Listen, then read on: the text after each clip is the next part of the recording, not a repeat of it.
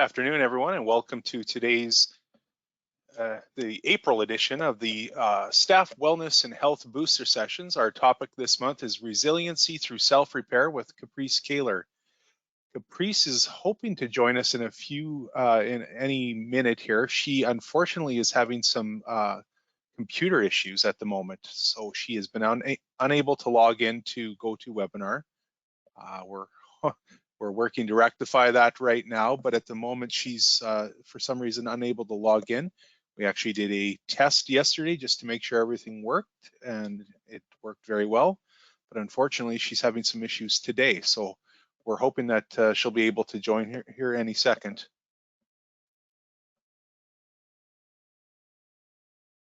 She's continuing to try logging in, and so we'll give her a minute or two. As while she's doing that, I'll go through a little bit of the housekeeping items and give you a little more information on what we hope is today's session. So as we all know, COVID-19 has challenged health system workers to change how we conduct ourselves in the workplace, our homes, and our social connections. These changes can sometimes feel overwhelming. To support health system workers and the public, Shared Health and our Psychological Health and Safety Committee partners have brought together skilled trainers from across the province to facilitate several staff booster sessions. Today's session will help us to understand how stressors impact us with a focus on the detrimental effects of toxic chronic stress. We will examine how to build psychological safety through self-awareness of stress symptoms and our risk and protective factors while experiencing a stress injury. And I see Caprice has joined us, so that's great news. Caprice, I'm just going through the introduction at the moment, and we'll get started with your presentation here any second. Great. I'm just pulling up my presentation. Fantastic. All right. Give you a second to regroup. I know that was a little stressful. That was very stressful. Okay. So not a problem. So as I was saying, Caprice obviously is our presenter today. Caprice is the trauma team lead with Norwest Co-op Community Health. She has been with Norwest for 20 years working in community development and crisis management. In the last 2 years, Caprice's work is focused on partnering with the WRHA in providing psychosocial supports to social service and healthcare employees across the province and facilitating psychological first aid and post-traumatic stress management trainings across Canada.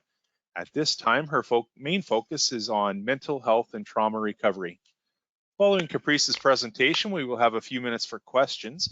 Also, today's session is being recorded and will be made available as a streaming video on demand on Shared Health's COVID-19 mental health resources page and also on their YouTube channel. And with that, I will turn things over to Caprice, and I just need to make you the presenter, and then we should be good to go. Great. Okay, I will get this going. So we're talking about stress today, and I am quite stressed. Just getting on here, and everything worked perfectly. Okay, so I said yes to share. I just have to bring it up, right? Yes, that's right. Can you see it? I can, yeah. Great, okay. And can you see it larger now? Yep, you're good. Perfect, okay. All right. Oops. Good afternoon, everyone. Thanks for coming today to the presentation this afternoon on a nice and sunny day, finally, we have. So today I'm going to talk to you about resiliency through self-repair. So I'm using the phrase self-repair in this presentation because what I've learned in the last 2 years while working with healthcare providers through the pandemic is that many of us have kind of lost our way, so to speak, in accessing our usual coping techniques. So I know we're really used to hearing the phrase self-care, and some people are like, oh, if you say self-care one more time, I'm going to cry. But what we really know about self-care is that, it really has a crucial and scientifically supported place in our lives, as it really does help one to cope most effectively with distress. especially while we've been living through a pandemic and now kind of hopefully moving out of that pandemic into a recovery phase. So now is a really good time to bring awareness to um, self-care or self-repair, and I'll explain a little bit why more that I use that.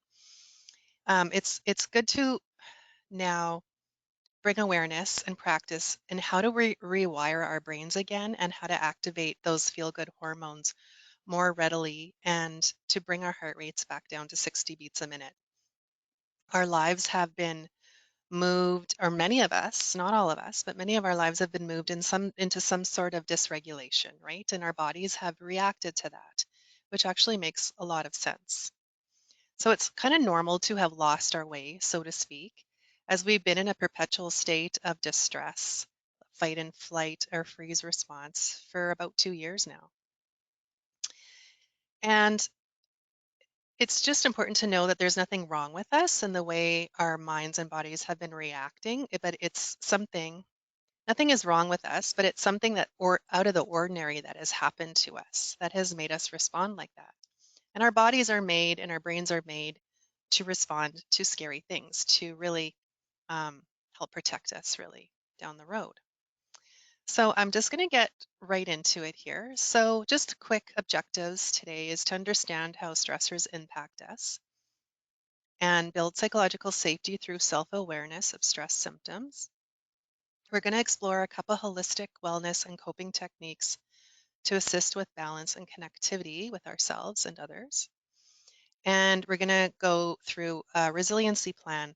Now, there's only so much of this I can do. I have a lot more tools that I generally use when I'm doing any sort of trauma work, but I'm going to show you some things today.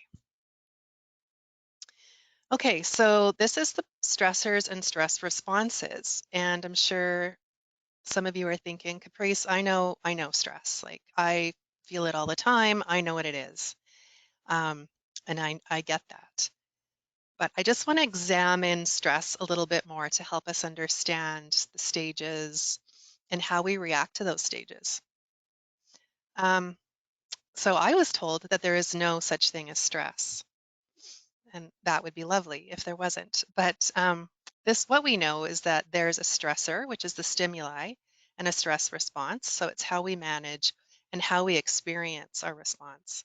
So depending on the stressor, you can get variable types of stress responses. So this is why it's important to look at ourselves and determine what are the stressors in our lives that are impacting us the most these days, I guess. The awareness will begin to help us look at our own protective factors and manage them more than we maybe have. So no matter what any of us do in our lives, we're going to have stressors that are going to put us into this stress response at some point and cause us distress. But it's important to remember, this is important to remember, that it's not our job to avoid becoming stressed, although that would be lovely and great. It is our job to not stay distressed. So there's a big difference. Stress, like I said, the top two I already mentioned, and we know, I said that there's a lot of literature to support that coping serves to mitigate the impact of our stress response on the body, mind, emotions, and relationships. I'm going to talk a little bit about how this occurs. So excessive stress coupled with ineffective coping results in a breakdown in one or more of the areas above. So it's about ineffective coping. So how are we handling that stress? And as we know, stress isn't always a bad thing.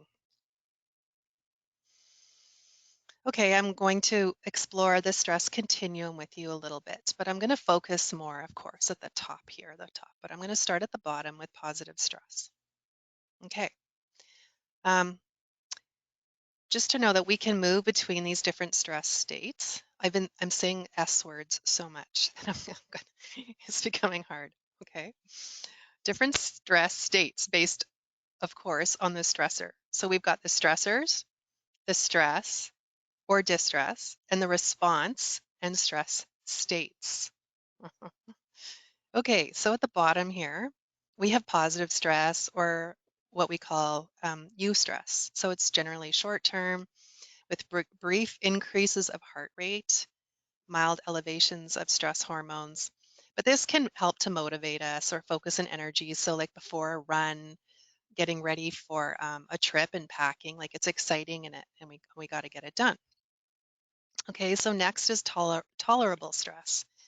And that is what it kind of sounds like. Um, it's temporary stress responses buffered by supportive relationships, and our usual coping techniques can help to bring this down. It can feel exciting and improves performance too.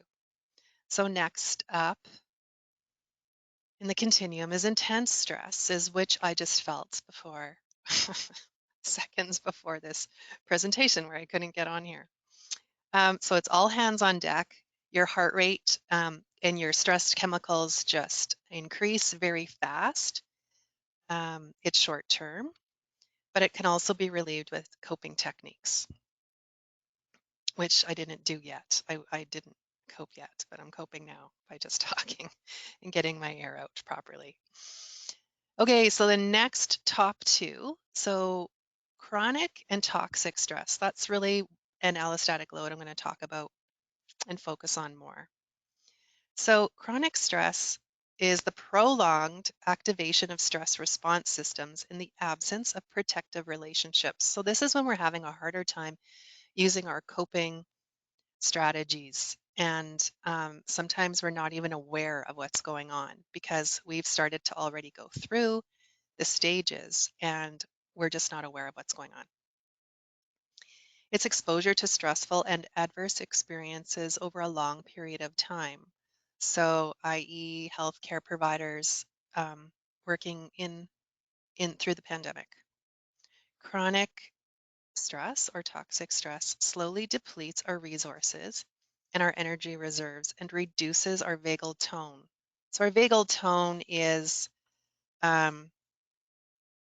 it's the activity of the vagus nerve, which helps us. It's kind of a long story, but it helps us with our calming and how to deal with our calming and activate our calming hormones.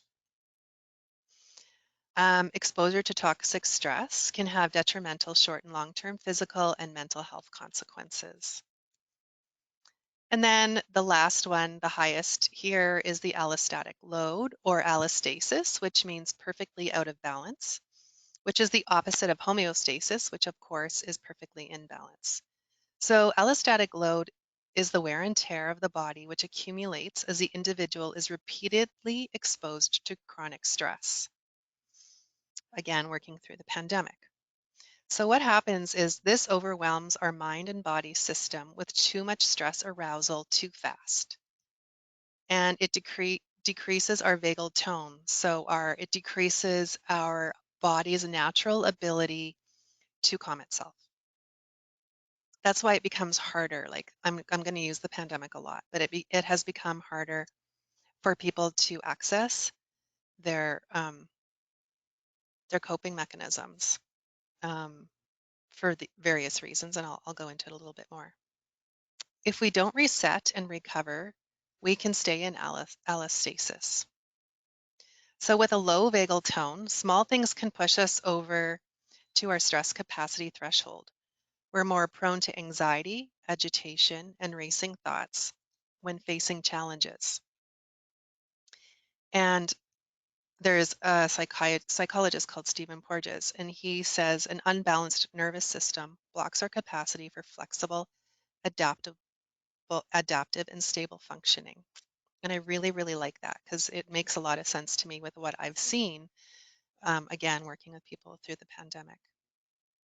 Okay, so I'm going to move next into, this says critical stress incident, but this can also be, the critical stress can be the pandemic, but also it can be like living in allostasis and the allostatic load.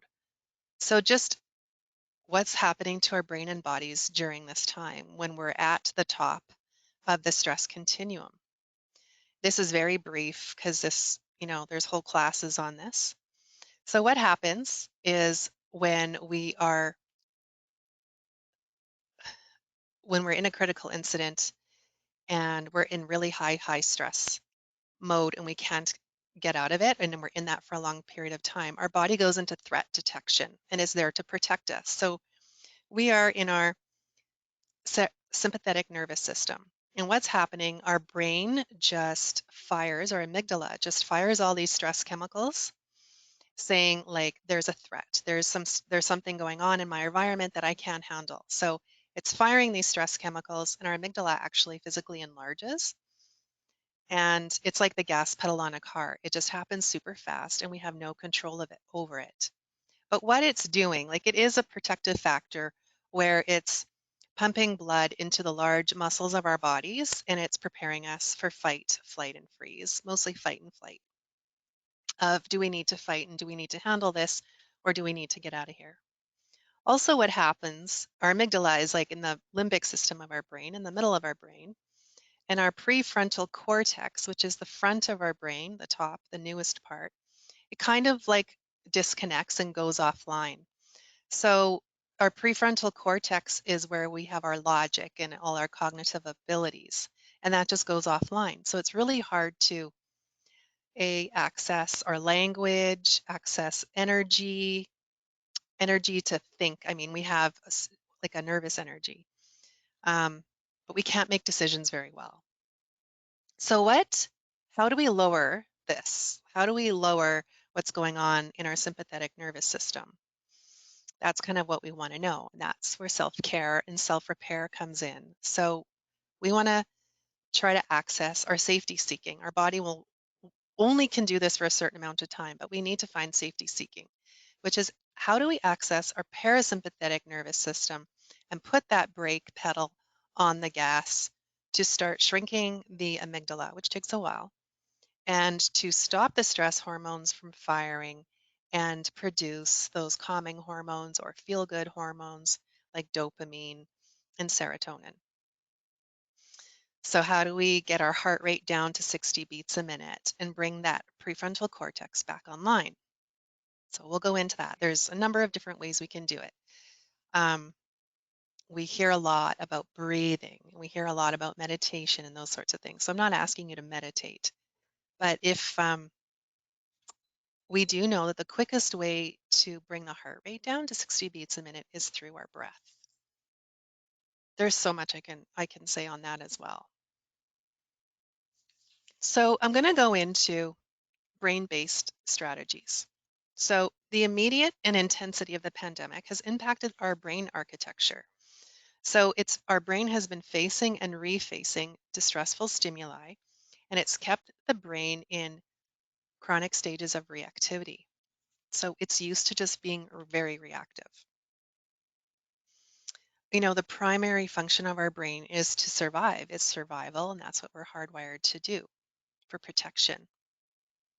So as a result, our brain has been protecting us for so long, it's kind of stuck in a chronic circumstance where it feels like it's constantly been threatened, and that's quite a long time. So the reflex of that is to fight, or flee, freeze in the face of that danger. So the following is by no means an exhaustive list of strategies, but it's rather a primer containing suggestions and supplying some biochemical reasons why these strategies work. And there's a lot more as well. I'm just going to kind of bring up some ones that maybe we haven't heard so much about lately. But I always stand by breathing and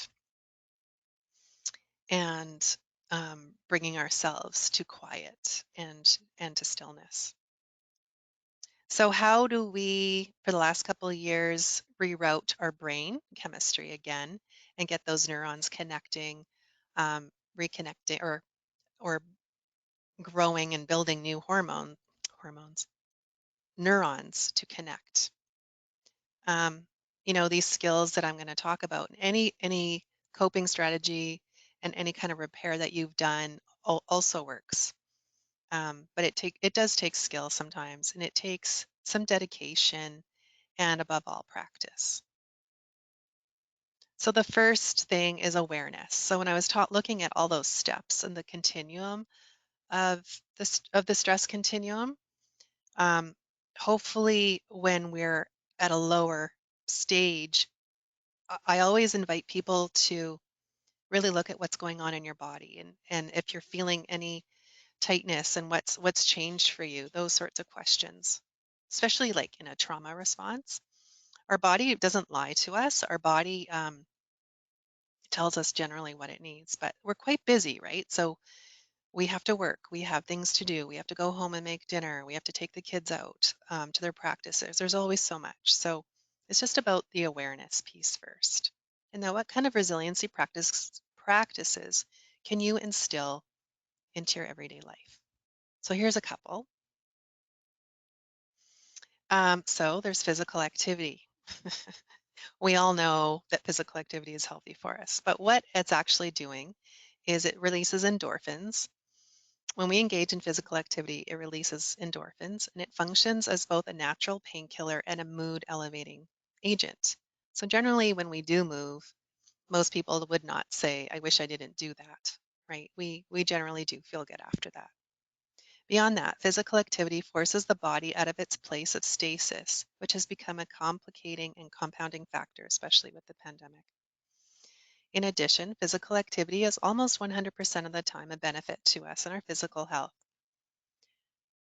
But it does bring about those feel-good hormones that that will help bring us into that parasympathetic nervous system. So it's just about choosing activities wisely and really nothing that elevates or reactivates our anxiety. So you might want to not be going to the gym at the moment, but maybe trying to pick something that's nourishing for you and not backbreaking. And when we can go outside and have a nice walk again, hopefully today, those sorts of things. And I know we hear this a lot. I know we hear like just move and just exercise. Um, but there is a lot of reasons behind it. We also know that incorporating music, so calming or upbeat music, also releases those hormones and it connects us to um, um, like a beat and maybe even reminders of good places that we've been. Okay, creativity. Um, when we create anything, again, it releases the same good feel-good hormones like dopamine and our endorphins and that sort of thing, and it floods the system and it elevates our mood. And it creates a sense of well-being, even again acting as a natural painkiller. Um, the creativity could be anything that means creative to you. Um, art, journaling, writing, practicing a tricky chord on the guitar, those sorts of things. Um, it's also basically it's a mindfulness activity, so it keeps our brains in the moment doing what we're doing, and it cuts down on our rumination on the past or the worry or obsession. So that can really help bring us into the here and now. And then that'll also help bring our heart rate down and our breathing because it's something we enjoy doing and we feel a sense of accomplishment when we do it, right? There's lots of reasons why creativity is really helpful. Um, it's not just, it's creativity is by no means limited to the artistic. So it can encompass reorganizing books on your bookshelf or reorganizing your fridge, something that gives you, that's pleasing to your eye, even cleaning your house, moving things around in your house. And it gives you a sense of accomplishment. So again, it's accessing your parasympathetic nervous system and releasing those hormones that can help us cope throughout the day. Okay. Um, curate or limit content. Sorry. So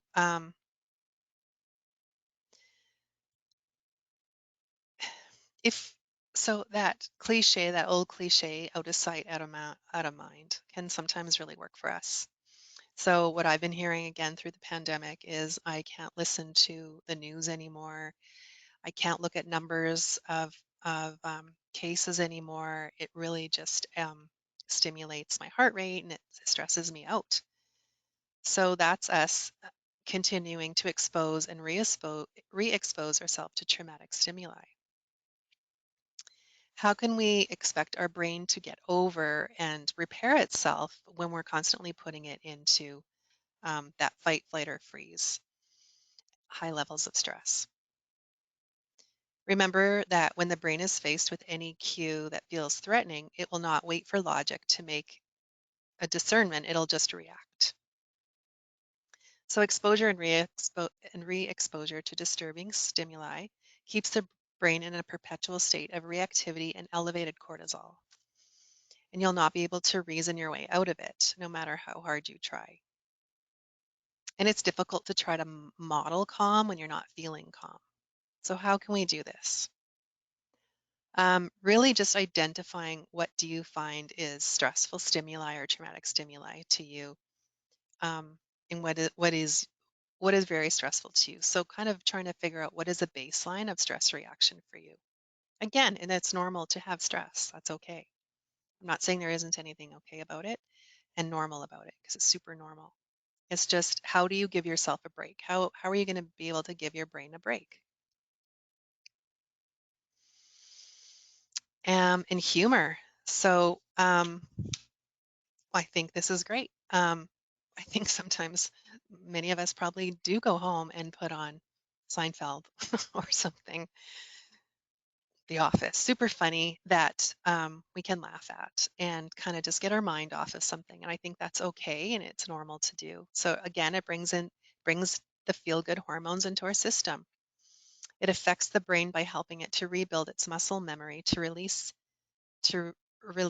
kind of um, what it's experienced before in a good way. So it releases endorphins to the system, and while the data is clear that this is merely a short-term solution, it's nevertheless a viable solution. And every time the endorphins are released, the brain is reminded that endorphins are necessary. And as such, it rebuilds its muscle memory to release them. So it's easier to do. It's like practicing, right? Practicing that you want something good and the brain wants to hear something good or see something good. In addition, studies reflect that pain tolerance increases when we are laughing, and emotional pain to the brain is no different than physical pain. So how do we do this? So just, of course, you know how to do it. So humor is individual and unique. So it's just about what you find funny, um, and what you can engage in. And it's also to consider the cathartic benefits of movies and literature and what works for you. These genres allow us to experience process emotions at a distance via a character, which I really, really like that idea. And as such, can make a positive impact in how we interpret and move through emotions. Okay, I think I have one more here. I know this is a long one. Conversation and dialogue. So there's a lot of research. And when I do trauma work with folks, we talk a lot about connecting our brains. People need to connect and having a conversation and dialogue with someone and sitting with them. And if you can't over the phone or online, um, again, it activates the parasympathetic nervous system, and the connection helps people feel safer, assists with calming the heart. And we know, well, with trauma, anyways, we know trauma wants us to isolate. So connecting with folks when you feel like you have the capacity to, sometimes we might have to push ourselves, especially if we're feeling kind of in that cathartic um, stress mode, which I know I have felt during the pandemic.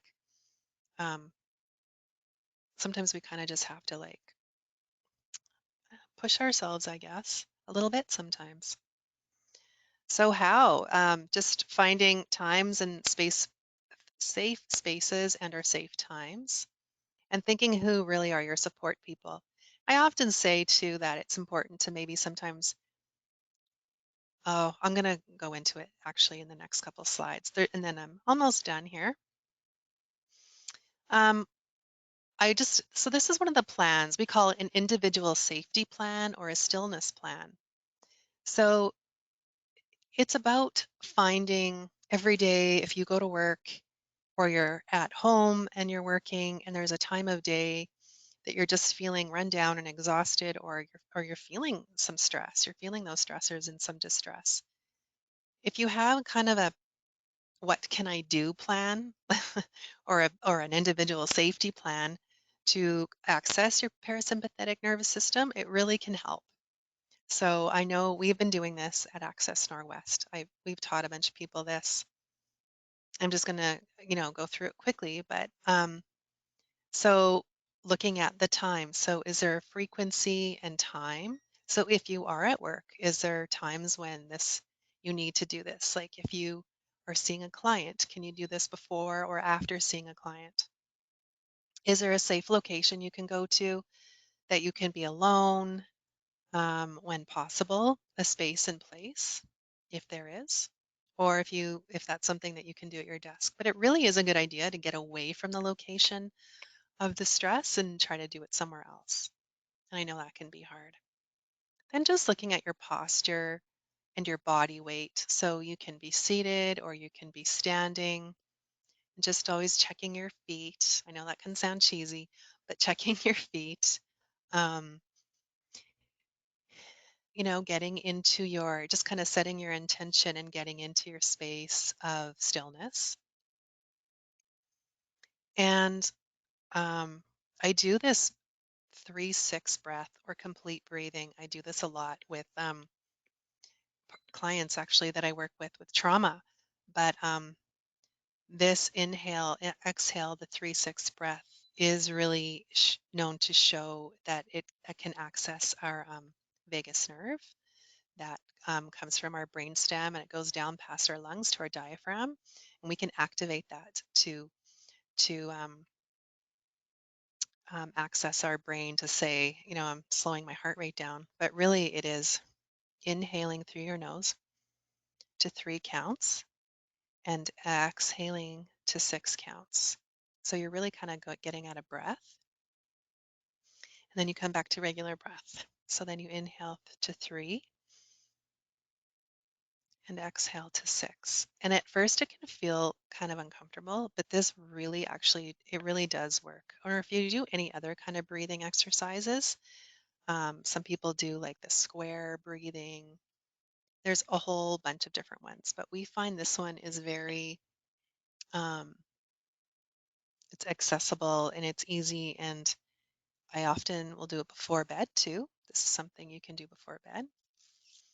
Um, or choosing any activity that works for you. So any kind of grounding techniques that maybe you already use, breathing. Some people are getting into tapping, which I don't know enough about, but I really want to learn more about.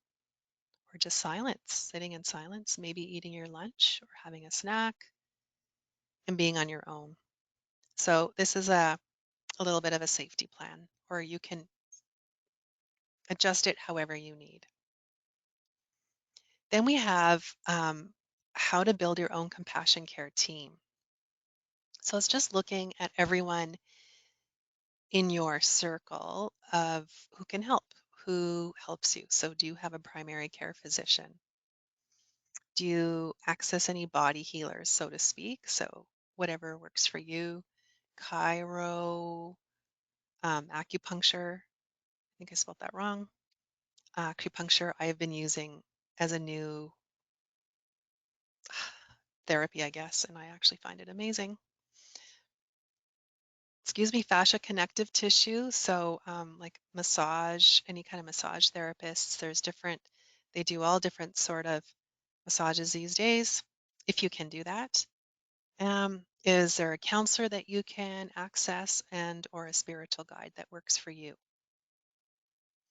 Then we talk about making a short list for your social connections. So who are like maybe 2 or 3 people, compassionate connections or friends in your circle, in your realm, people of support. Who can you turn to when you really just want to talk or vent or you really need some support?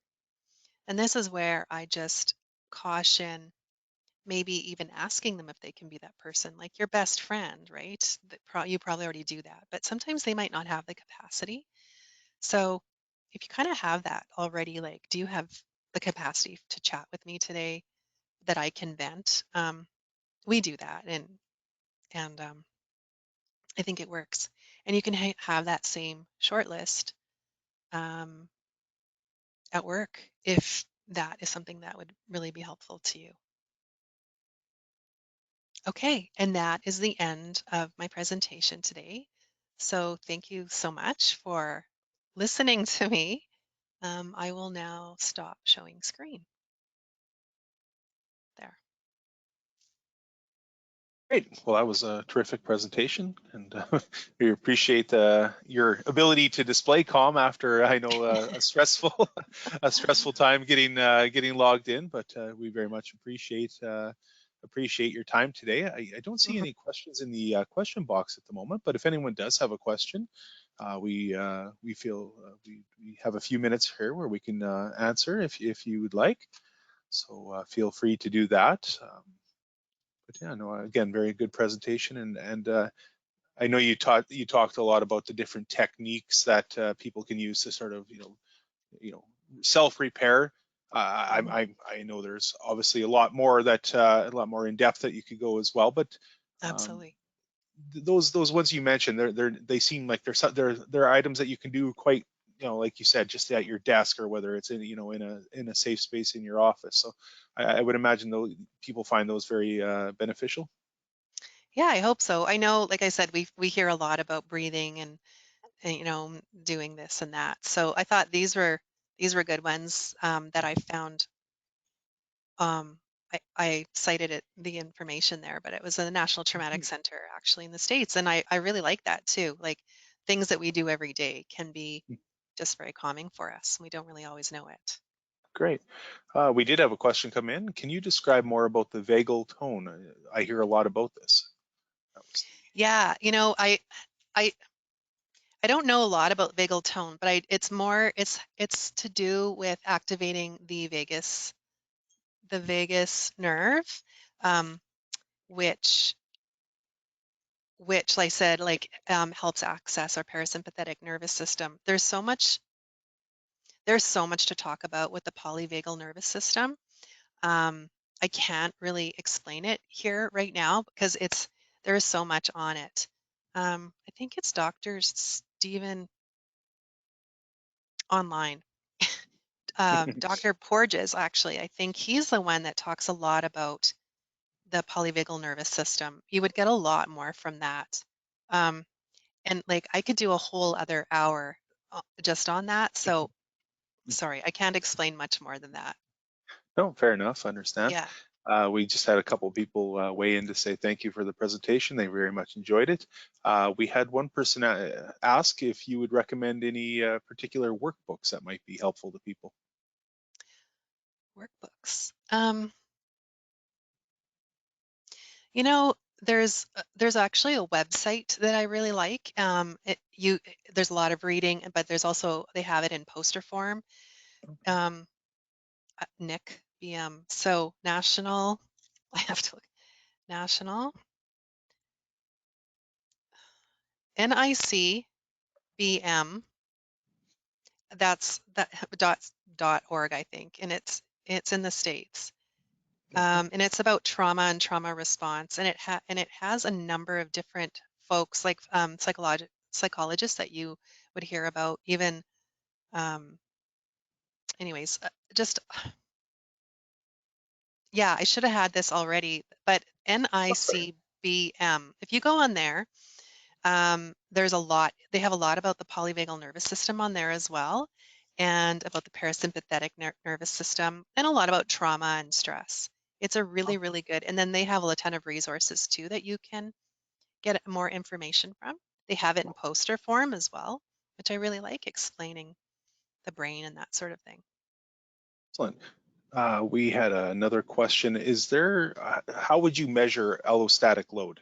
Is there a way to do that? Oh, good question. That's a challenge. How to manage it? Or so measure it, I think they were asking. Measure it. Yeah. Yeah. So I would think, um, like I think back to in the middle of the pandemic, I think you would look at how you are reacting on a daily basis, or what are your thoughts like on a daily basis compared to maybe what you were before whatever the situation is that you find stressful. Um, Really looking at your body. So what has changed in your body? Like I said, it doesn't really lie to you. Are you getting more headaches? GI tract also is affected, stomach, those sorts of things. And looking at, they talk a lot about not being flexible um, and adaptive in our everyday lives. You know, it's really, really reacting, and it's kind of just a constant, not just sometimes here and sometimes there, but more on an ongoing basis, I would say, for a number of days, for sure. That's really all I could say. That's a good question, though. Yes, very good. Thank you for that. We've had a couple other people just say thank you for the information and thank you for your time today. I'm not seeing any additional questions at the moment, so I think maybe that's a good opportunity for us to close things off today. But again, yeah, thank Great. you very much. I did put the website that you were discussing in the chat, so if Oh, anyone's great. looking to view that, they can find that in the chat. Thank you. Somebody actually put that into the question feature, so we appreciate that. Oh, we did have a question. Sorry, I did miss this question. Somebody was asking if you do webinars at all. I do, yes. I actually, I don't know who has access to what since all the changes in the healthcare system, but I do a longer 40-minute, what is it, LCD? What the Oh, learning LMS? LMS. Okay. Yeah. I do a longer one of this, and it's a Okay. bit different on LMS. I do that. Okay. Um, you know, I actually do, just for folks to know, I do compassion care coping groups right now, and I can do it online or in person. My whole team can do it, where it's a small group formed, where we ask specific questions about your stressors, your challenges at work, and then what are your strengths and moving forward kind of ideas. And it's a really good way to access your coping mechanisms and awareness about what you have gone through. And it's best to do it with people in a team that you've worked with.